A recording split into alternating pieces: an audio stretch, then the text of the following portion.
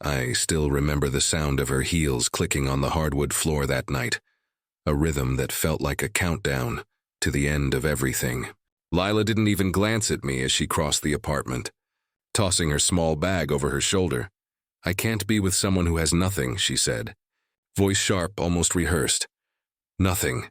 That word echoed in my head louder than any scream. What?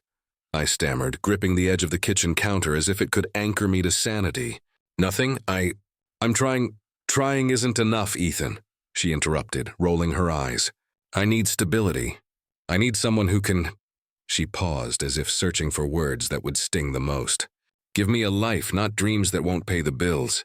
Her laughter followed, soft but cruel, and I felt my chest tighten. I wanted to say something, anything, but the words caught in my throat like broken glass. "You don't get it," I finally managed, voice trembling. "Treaties, I have plans, Lila, you'll see. And one day you'll see." She shook her head, a smile flickering like a cruel little candle. "Plans don't matter when you can't even pay rent, Ethan. I love ambition, but I love security more." The apartment felt smaller suddenly, walls pressing in, the air thick. I sank onto the worn couch, hands covering my face. "So, this is it?" I asked, though I already knew the answer. She walked to the door, glancing over her shoulder. "I can't wait around for you to figure it out." "Goodbye, Ethan." The click of the door shutting behind her was deafening. I didn't move for a long time, listening to the echo. The silence after her departure was heavier than her words. I wanted to scream, to throw something, to break the walls down. But all I could do was sit there, broken. Hours later, I started packing my meager belongings. A single suitcase, a few clothes, and the memories that felt like lead in my chest. Each shirt folded felt like folding a part of my pride. I caught myself staring at the empty coffee mug she left behind. "You're really gone," I whispered, the words tasting bitter. The mug was just a mug, but it felt like a relic of my failure. I went to my laptop, opened the blank document I had been keeping since college. Ideas, business plans, small projects that had never seen the light of day. I scrolled through them, heart hammering, thinking about what she had called nothing. I'll show her nothing, I thought, and my chest tightened, not with hatred but with something sharper. Determination. "You think this is the end?" I muttered aloud. "You think leaving me with nothing will break me?" My hands hovered over the keyboard. I began typing, each word a step towards something bigger, something that wasn't just survival. I remembered her laugh again. The way she had looked at me like I was less than, like I didn't deserve even a glance of her time. That image burned into me, not as shame, but as fuel. I would rise. She wouldn't see it coming. She wouldn't even recognize me when I did. Days blurred into nights as I worked odd jobs, barely sleeping. Every cent I earned saved, every opportunity noted. I replayed her words over and over, dissecting them, learning from them. "I can't be with someone who has nothing." That sentence became my mantra. Not hatred, not spite, just focus. I couldn't let her memory destroy me. I had to let it build me. I remembered the times I had doubted myself before her, the times I had let fear and hesitation hold me back. No more, not now, not ever again. I swore to myself I'd climb higher than I ever imagined. And if by chance our paths crossed again, I would be someone she couldn't ignore, not out of malice, but out of proof. Proof that she underestimated the wrong person. I finally stood, stretching my stiff muscles, suitcase in hand. I looked at the empty apartment, at the marks she had left behind, and whispered, "You walked away. Fine, watch me." It wasn't just revenge I wanted. It wasn't just to make her regret. It was to prove to myself that I could survive, that I could thrive, that I could be more than the version of me she had dismissed. That night, alone in my tiny apartment with nothing but a suitcase and determination, I made a silent vow: I will rise. I took a deep breath, slinging the suitcase over my shoulder, and for the first time since she left, I felt a flicker of something I hadn't felt in months: hope, and it was stronger than anger. The nights blurred together. I counted hours in espresso shots and city lights, working every shift I could find, juggling deliveries, temp jobs, and the occasional freelance project. Every paycheck barely covered rent, let alone food, but I kept moving. One rejection followed another, and the sting never dulled. "You're back again, Ethan?" Sam's voice cut through the quiet of the bar, friendly but teasing. He leaned against the counter, polishing glasses. Yeah, I muttered, dropping onto a stool. Another day, another no. He raised an eyebrow. Still chasing that big break? I shrugged, bitterness in my tone. Big break? Seems like everyone else got theirs already. I'm just invisible. Sam leaned closer, lowering his voice. You know, being invisible isn't the worst thing. It's what you do while nobody's watching that counts. You build yourself when no one expects it. I stared at the scratched countertop, thinking about his words. Build myself. Easier said than done. Every door I knock on just slams in my face. Doors will slam, he said, shrugging. But the ones you open yourself? That's where the power lies, I laughed, short and hollow. Power. Feels like a joke right now. Later, walking home under the dim streetlights, I passed a luxury car dealership. The shiny black cars reflected the neon glow, sleek and untouchable. I stopped and stared through the glass, imagining my reflection behind the wheel. One day, I whispered, fingers pressed against the cold window, I'll be in one of those. Not for show, not for anyone else. For me, the vision ignited something inside me. I thought of Lila, her laugh, her dismissive words. I remembered the night she left, the words cutting deeper than any blade. Nothing, she called me. Nothing. I clenched my fists, heart thudding. Not anymore. I won't be nothing. I'll build a life so complete, so undeniable, that no one, especially her, can ignore it again. Ethan? Sam's voice broke my reverie, though it was only in my head this time. I imagined him leaning over, asking if I was really serious. I nodded. Yeah, I whispered. I'm serious. I started mapping my nights in my mind. Freelance projects I could take, classes I could enroll in, connections I could make. Every small step a building block. I imagined late nights with spreadsheets and proposals, early mornings chasing opportunities. Exhausting? Absolutely. But worth it. What about balance? Sam asked, a smirk in my imagination. Even the strongest walls collapse if they have cracks. I chuckled softly, shaking my head. Balance comes later. Right now I need to survive. I need to rise. Everything else comes after. The cold wind bit my cheeks as I continued walking. The streets were empty, but my mind was crowded with ideas, plans, and strategies. I pictured myself signing contracts, shaking hands, commanding attention. Each mental image was a spark, fanning into a flame I couldn't ignore. You're serious, aren't you? Sam's voice echoed in my memory again. I've never been more serious, I whispered. Nothing will stop me. Not doors, not people, not the doubt I feel in my own chest. I'll build myself, and when I'm done, everyone who doubted me, including her, will see what I'm worth. I stopped at the corner, taking a deep breath. The city hummed around me, indifferent, unaware of my silent promise. I wasn't seeking recognition yet. Not applause, not sympathy. I was creating the life that would make recognition inevitable. Step by step, I muttered, fists unclenching. Brick by brick. I'll get there. The night stretched ahead. Empty streets reflecting the glow of streetlights and neon signs. But inside me a fire burned, quiet but relentless.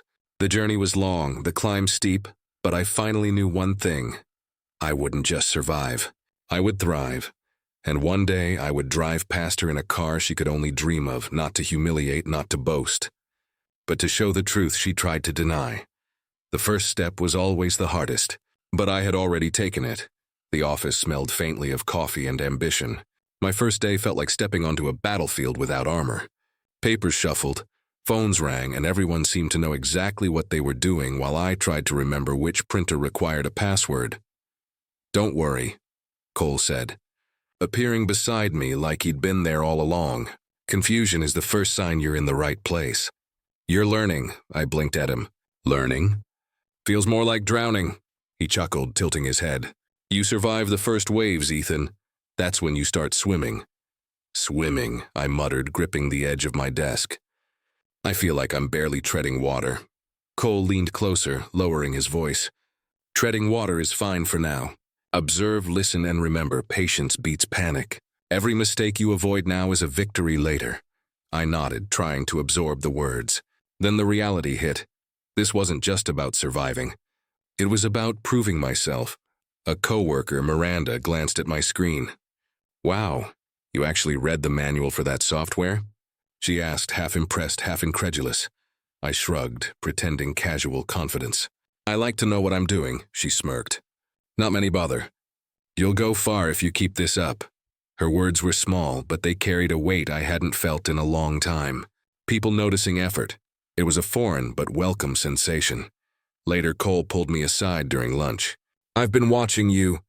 You have potential, but don't let raw energy override strategy. I frowned. Strategy? You mean like patience? Exactly, he said, smiling faintly. The world rewards those who plan, not just those who act. Your moves should be deliberate. Emotions will cloud judgment. I nodded, thinking of Lila, of her leaving, of her laughing at my ambition when I had nothing. I could still feel the sting. Ethan, Cole said, don't let old wounds dictate new actions. Let them teach instead. I swallowed, words catching in my throat. I will. Sometimes it feels like fire burns inside me whether I want it to or not. He nodded knowingly. Good, fire's a tool. Harness it, don't let it destroy you. Later that afternoon, I passed by the break room and overheard a familiar voice. Did you hear? Lila's dating some tech guy now. Big startup, lots of money. Can you believe it? A woman said, sipping her latte. I froze. Anger and a twisted sense of motivation coiled inside me. My chest tightened, not with jealousy, but with determination. I wouldn't run after her. I would surpass her, quietly, with my own achievements. Cole appeared behind me, catching my expression. You see something? I shook my head quickly. Nothing, just thinking about work. He smiled faintly, but I could feel his awareness. Remember, focus on what you control. The rest falls into place. I retreated to my desk, pulling up spreadsheets, learning the system, noting small inefficiencies others overlooked. Every detail was a building block. I wrote down ideas, potential improvements, and strategies. I began to see patterns, how subtle shifts could gain influence, how small victories mattered more than grand gestures. By the end of the day, my muscles ached from tension and my mind buzzed with possibilities. Cole stopped by again. Not bad for a first day, he said, folding his arms. You're already thinking beyond immediate tasks. That's rare. I gave a small, tired smile. I guess I'm starting to see the point.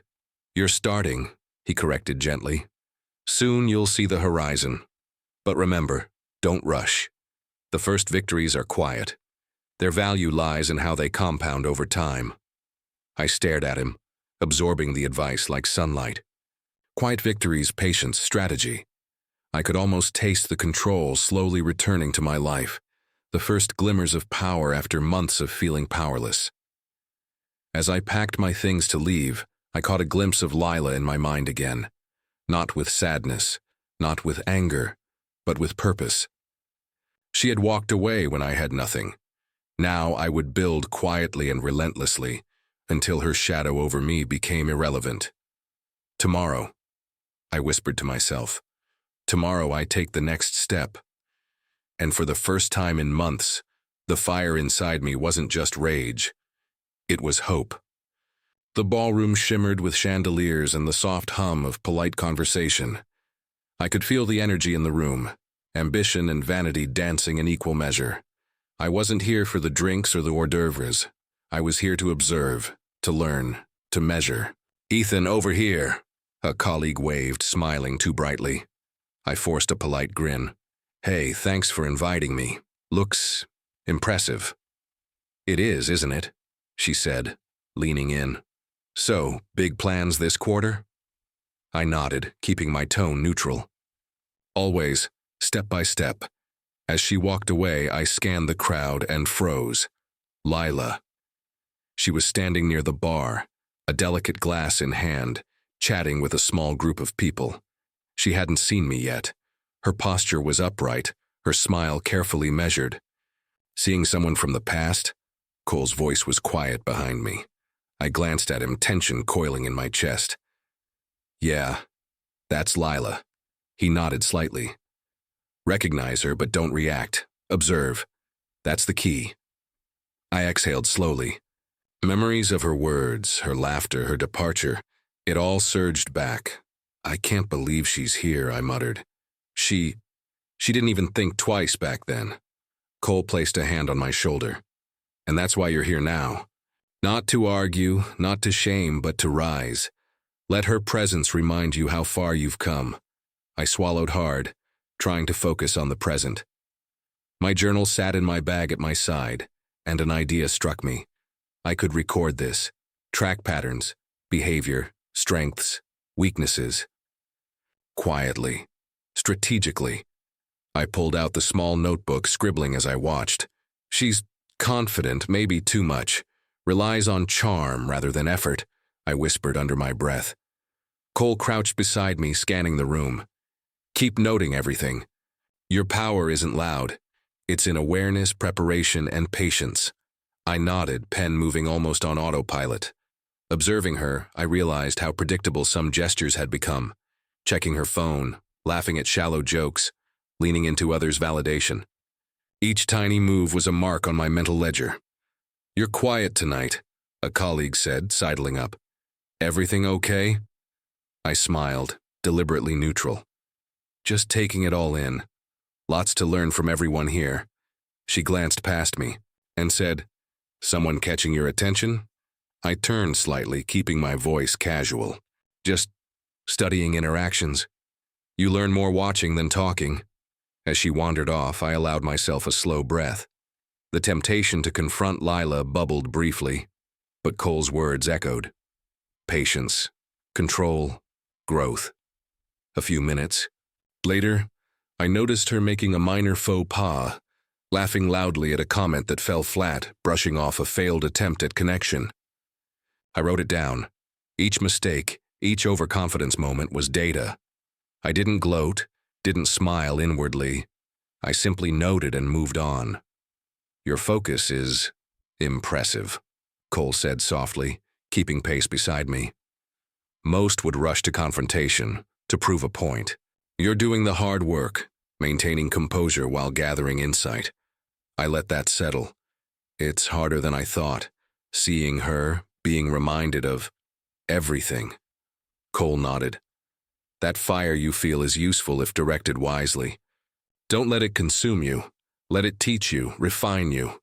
I wrote a few more notes, listing errors she was repeating, small weaknesses she might rely on to mask insecurity.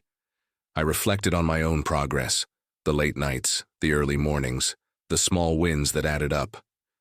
I had built something quietly, methodically, and that gave me an odd sense of satisfaction I couldn't explain to anyone. You know, Cole murmured, true power isn't in confrontation. It's in the growth she can't see, in the life you're constructing quietly. That's where justice lies. I glanced at him, nodding. So, I let her be. I don't need to prove anything tonight. Exactly, he said, smiling faintly. Let the world notice without you announcing it. I closed my notebook briefly, feeling the weight of control settle in my chest. I could step away, laugh it off, or confront her, but none of those mattered. What mattered was that I was no longer the person who could be shaken by her presence. She doesn't even know, I whispered mostly to myself, that I've changed, that everything I lacked before, I've built quietly, piece by piece. Cole's hand on my shoulder was firm. And that's the advantage you hold. Quiet observation, steady growth, patience. You'll know when the time is right, and by then, you won't need anger. The results will speak for themselves. I glanced back at Lila one last time that evening, her laughter distant, her presence hollow against the life I was constructing. My pen returned to my journal, recording the final notes of the night. Not revenge in words, not confrontation in action, just careful, deliberate awareness. He zipped the notebook closed. Shadows of the past. Observed. Lessons learned. Progress measured. And for the first time in a long while, I felt not anger, not longing, but quiet control. The email notification pinged softly, but it hit harder than any voice could. Congratulations, Ethan. Promotion approved. I leaned back in my chair, letting the words sink in. Months of long nights, meticulous planning, and quiet persistence finally paid off. Cole appeared at my side, coffee in hand. Looks like patience is finally showing dividends. I nodded, attempting a modest smile. Feels surreal. Don't let it get to your head, he said. Use it wisely, influence quietly, observe more than you assert. I couldn't help glancing at the office window. Below, a cluster of new hires milled around, eager and energetic. Mentorship would be part of this new role. I had ideas. I wanted loyalty, not fear. I wanted people who would follow, not because I demanded it, but because they trusted me. Ethan, one of the new associates, Claire, no, not her, another one, approached, eyes wide. I heard the news, that's amazing. Any tips for us? I smiled softly. Start small. Focus on what you can control. And never underestimate patience, thanks. I'll remember that, she said, jotting notes quickly before leaving. Cole chuckled behind me. You already see yourself shaping the next generation, don't you? Not shaping, I corrected, tapping my temple lightly. Guiding. I want them to grow on their own, just like I've had to. My thoughts drifted briefly and dangerously to Lila. I'd seen the notifications, glimpsed her smug smiles in the office corridor, heard whispers of her discomfort when my name came up. She maintained composure outwardly, but I could sense the subtle tension. She wasn't used to being overlooked, to realizing her dominance had quietly eroded. Still tracking her? Cole asked, reading my expression. I nodded. Every detail. Every misstep. Nothing overt, just mental notes. Good, he said, his voice soft but firm. Remember, Ethan, revenge through success is more satisfying than confrontation. Let the universe handle the rest.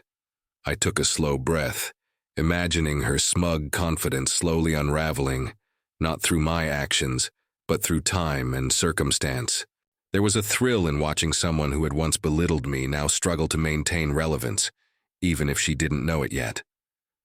Later, I found myself in a small meeting room with two of the younger colleagues I was mentoring, Marcus and Sophie. Your first client pitch next week, I said, leaning casually against the table. I want you both to know exactly what to expect. Preparation is everything, Marcus raised his hand. And if something goes wrong? I smiled faintly. Then we adapt. Confidence is in how you recover, not how perfect the first attempt is, Sophie scribbled furiously. So you mean mistakes are part of growth? Exactly, I said. Mistakes aren't failures unless you ignore them. Learn, adjust, repeat. Cole's words echoed silently in my mind. Guide, observe, influence quietly. I wanted these moments to matter, to build connections that weren't transactional. These colleagues would remember not just instructions, but the integrity behind them. A notification blinked on my screen.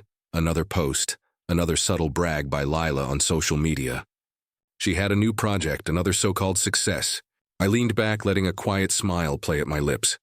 Keep your focus, I muttered to myself. Let her make noise. You build silently. Cole's hand on my shoulder startled me. She'll notice eventually. Let her. You don't need to provoke it. You're on your own trajectory now. I nodded, looking around my office, feeling the weight of authority without arrogance. The small victories, the loyalty of Marcus and Sophie, the respect of peers, the quiet admiration from those I guided, felt richer than any immediate triumph over Lila could have. Later that evening, as the office emptied, I walked past her desk. Lila looked up, her smile polite but faintly strained. Evening. Thin, she said, her tone perfectly neutral. Evening, I replied evenly, holding her gaze just long enough to register acknowledgement but not invitation. She looked away, fingers drumming lightly on the desk. Nothing more. I felt no rush of satisfaction, no temptation to gloat, just a quiet awareness of the shift. I was rising and she was noticing it, whether she admitted it or not. Cole's advice reverberated. Let success speak. Let time reveal the change. And I could feel it. The slow, deliberate accumulation of influence, the confidence that came from competence rather than bluster. I settled back at my desk, opening my journal. Notes from the day flowed freely. Mentorship progress, office observations, subtle patterns in Lila's behavior. Each entry was a step, a quiet marker of control, patience, and self-reliance. No confrontation tonight. No dramatic displays. Just growth, quiet, relentless, undeniable. And somewhere in the shadows, I knew Lila felt it. I closed the journal, exhaling slowly. Rising against the odds, I whispered. One step at a time. One victory quietly earned. I walked into the office that morning, feeling the weight of the new title on my chest. Manager. Not just a promotion. It was a declaration.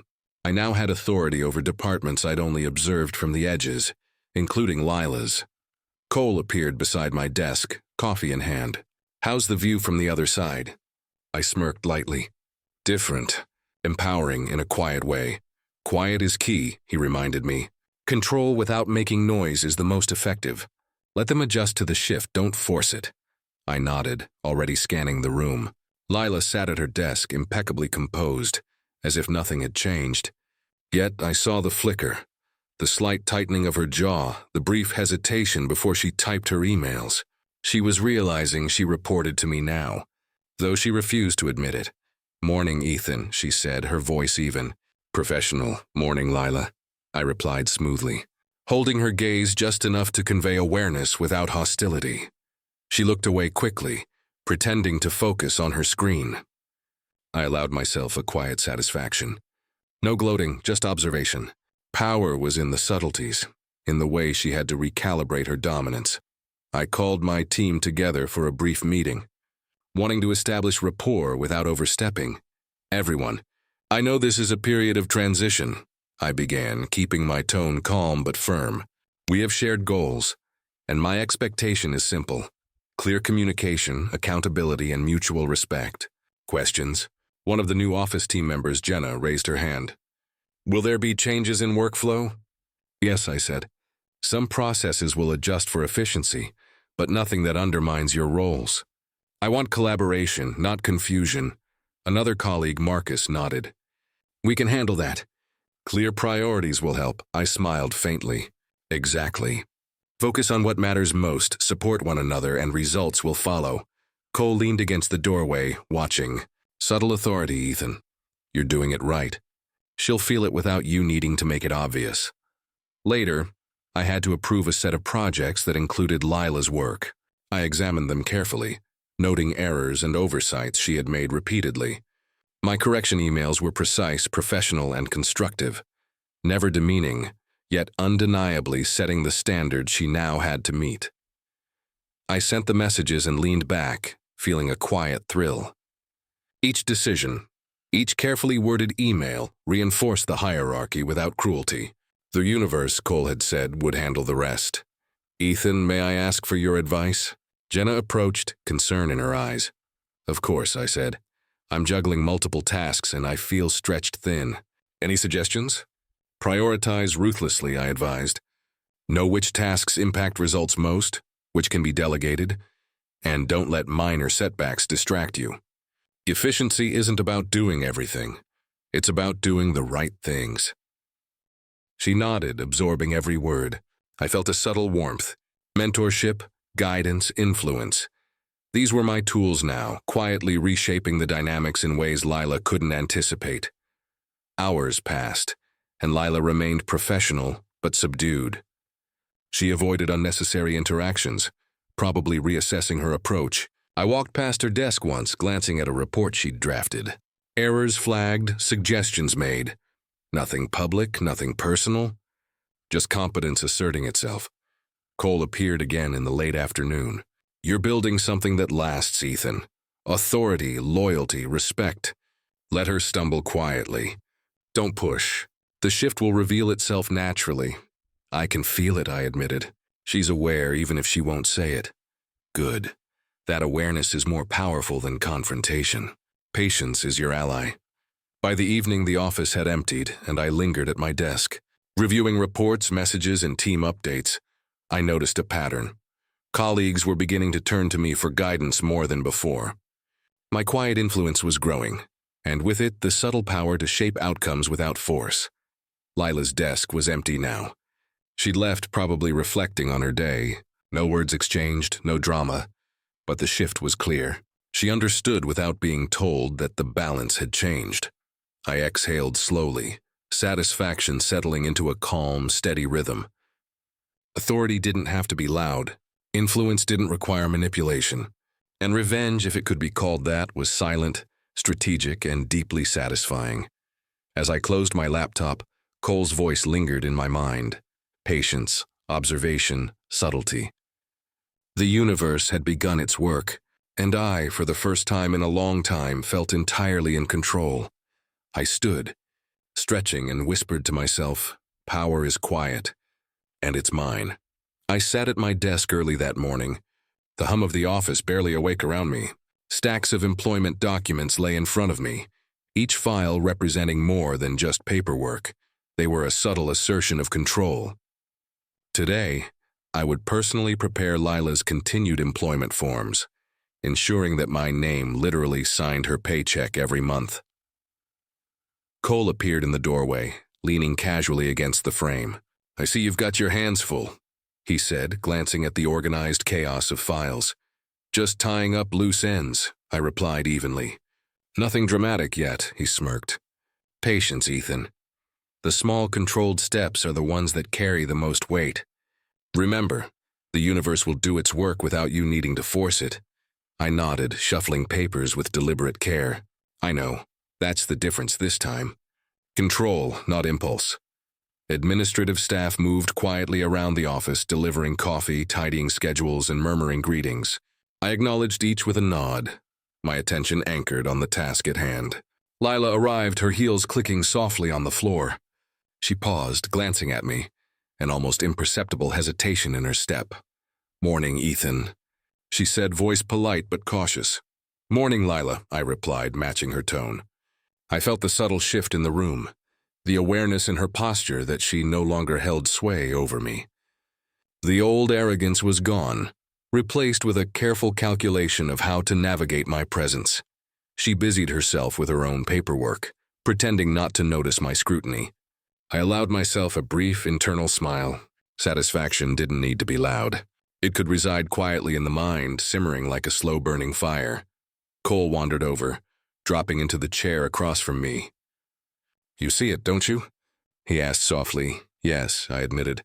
"It's subtle, but I feel it. She's aware she doesn't have the leverage she thought she always did." "Good," he said, leaning back. "Let that awareness do the work. You don't need confrontation. Silence is the most satisfying form of justice." I returned to my files, carefully reviewing each contract, each spreadsheet. Corrections were minor, almost invisible to anyone else, yet every adjustment reinforced my authority. Professionalism veiled control. Competence carried quiet power. Lila glanced at me again, her eyes briefly meeting mine. She swallowed and quickly returned to her documents. That single fleeting acknowledgement said more than any words could. A few administrative staff stopped by with questions about scheduling and payroll. "Ethan, can you clarify these figures?" one asked, holding a spreadsheet. "Of course," I said, guiding them through each number, keeping explanations precise and courteous. Accuracy is important. Attention to detail matters more than pride. I noticed Lila watching discreetly from across the room. The irony wasn't lost on me. She once mocked my focus on details, yet here she observed, unable to challenge my authority. "Ethan, lunch?" Cole's voice interrupted my thoughts. "I'll pass," I replied. "Busy as always." He shook his head, smiling. "You know, some would call this petty revenge. I call it patience," I said. "Measured, deliberate. No malice, no impulsive satisfaction, just quiet dominance." "Exactly," he agreed. "This is the moment you've been building toward. Without fighting, without gloating. It's more effective than any dramatic confrontation." I turned back to the documents, making my final rounds of checks. Each signature I penned carried weight beyond the ink, a subtle reminder that power had shifted. Lila no longer had authority over me. I hadn't taken it force. I was reviewing the quarterly reports when I heard the soft click of the office door. My pen paused mid-note. She was here, Lila, standing in the doorway, her posture rigid, hands fidgeting with the strap of her bag. The woman who had walked away when I had nothing now looked uncertain. "Ethan," she started, her voice unusually soft. "Can we talk?" I didn't look up immediately. I kept scanning the numbers, pretending the world hadn't shifted so drastically since she last held power over me. Finally, I met her eyes, calm, steady. "Sure, Lila. What's on your mind?" She stepped closer, hesitating. I've been thinking about my position here.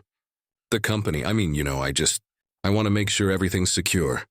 Her tone carried a thin layer of charm, the flattery she used to wield with ease. I leaned back in my chair, folding my hands. Everything's secure as it should be. Your contract is in order and payroll has been updated.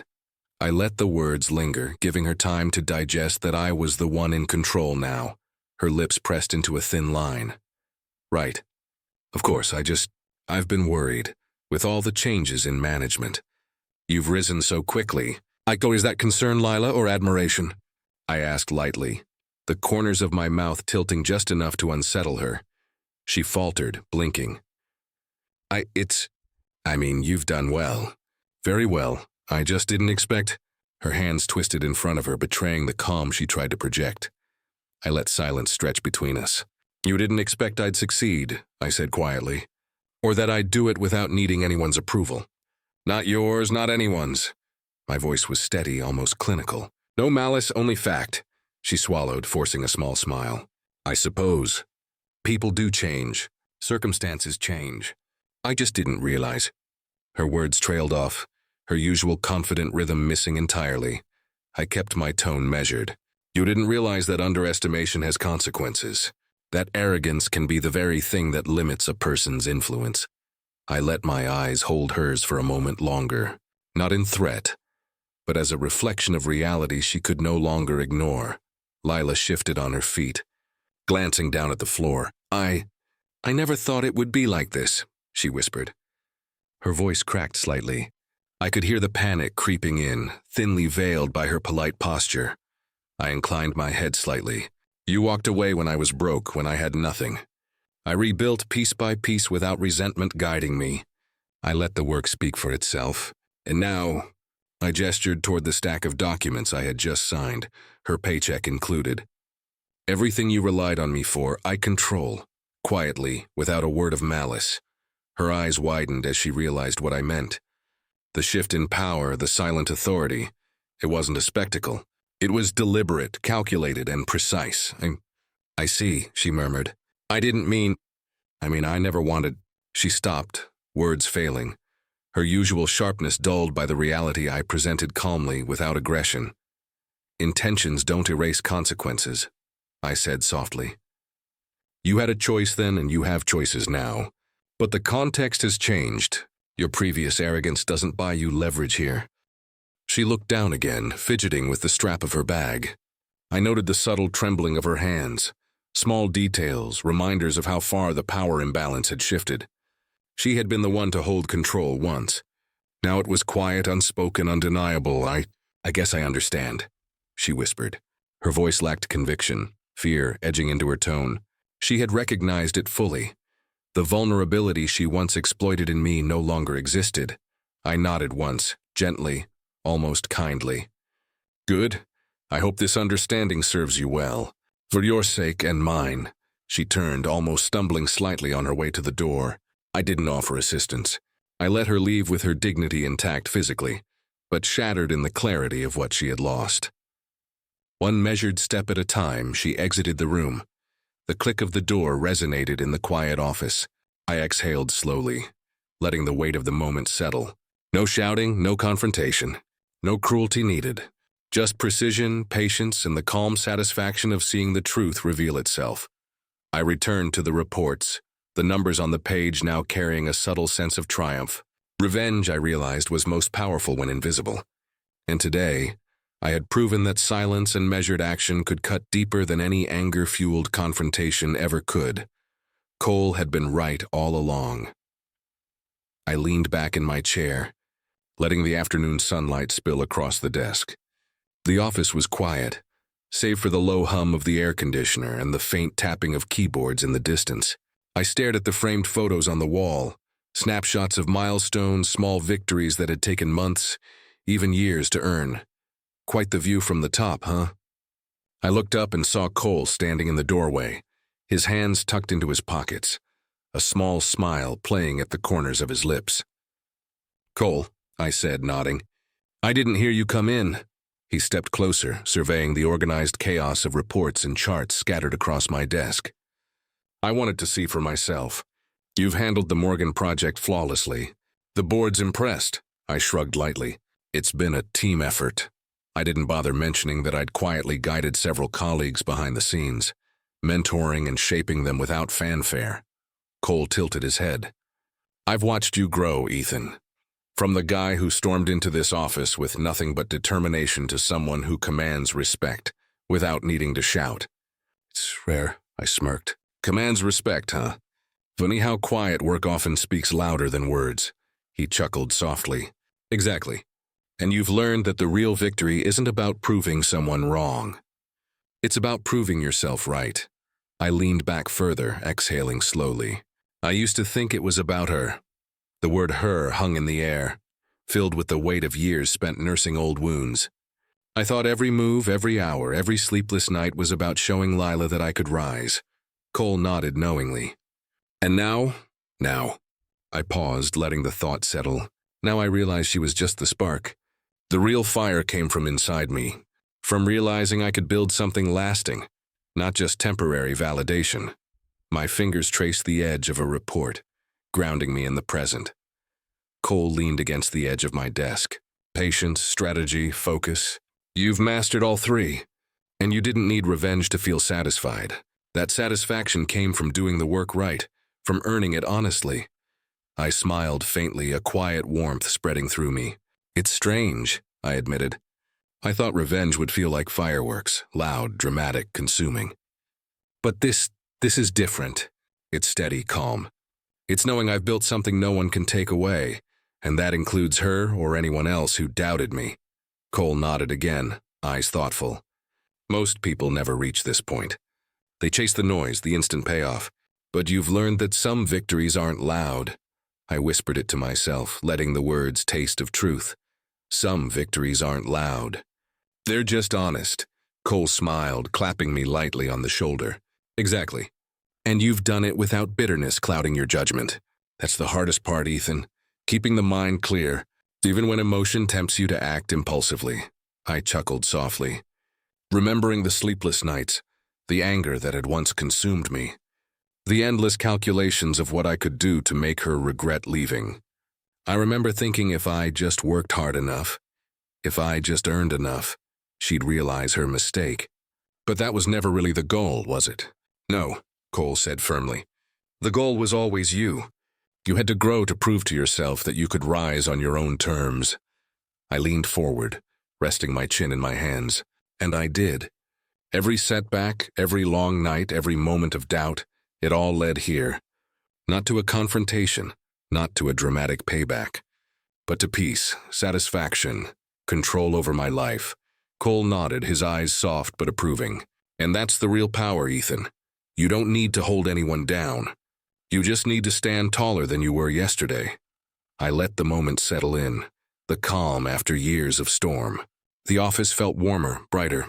I could almost hear the echo of my younger self, the one who had packed up his life in heartbreak, whispering, "You made it." I finally smiled, a genuine, quiet smile. "Yeah," I murmured.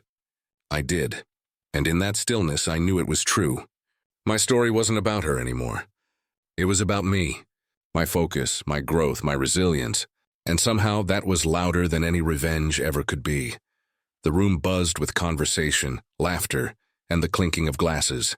I stood near the refreshment table, surveying the scene. The year had passed since everything had fallen apart, since Lila had walked away when I had nothing. Now here I was, stable, respected, quietly proud. Ethan, over here.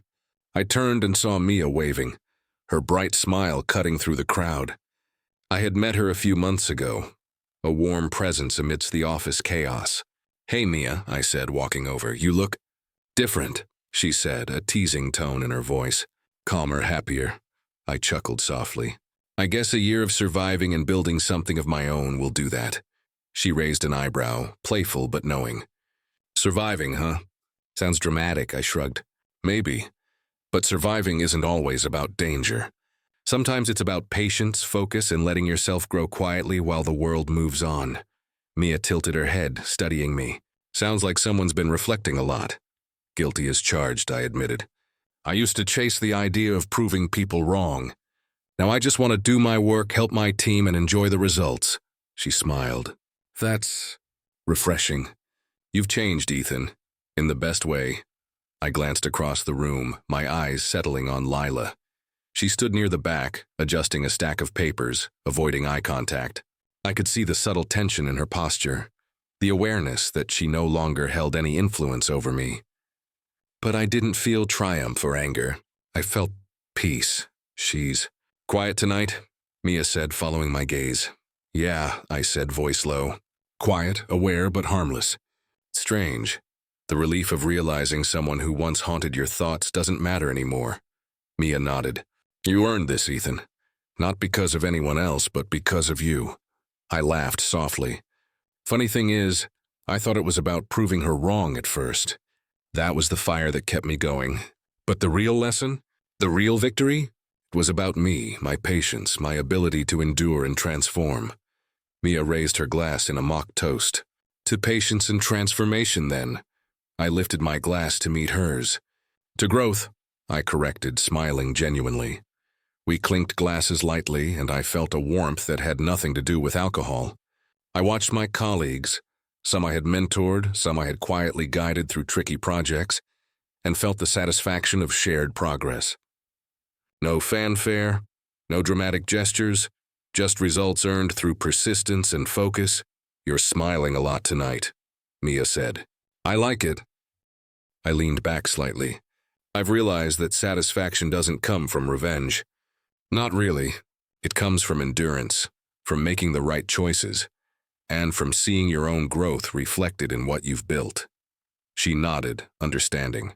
"And you've done that, all while staying yourself. Not angry, not vindictive, just steady." I laughed softly again, a sound that felt lighter than it had in years. It's a strange kind of power, isn't it? Knowing you've risen without hurting anyone, without needing someone else to validate you. Mia smiled warmly. "It's rare, but it suits you." I glanced at Lila one last time. She caught my eyes for a brief moment before quickly looking away, the faintest acknowledgement passing between us. I didn't feel the urge to confront her or assert anything. That chapter was over. My focus was on the present, on building connections, on quiet victories. "You're thinking too much," Mia said, nudging me gently. "Maybe," I admitted, smiling. "Or maybe I'm just appreciating how far I've come." She laughed softly. "Either way, it's good to see you like this." I took a slow breath, letting the sound of laughter and conversation fill the room. For the first time in a long while, I felt truly unburdened. The anger, the longing, the need for revenge, all gone. What remained was calm satisfaction, pride in my growth, and the knowledge that my life was mine to shape, quietly, steadily, and successfully. Some victories, I whispered to myself, echoing a lesson learned long ago, aren't loud. They're just honest, and in that honesty I finally felt whole.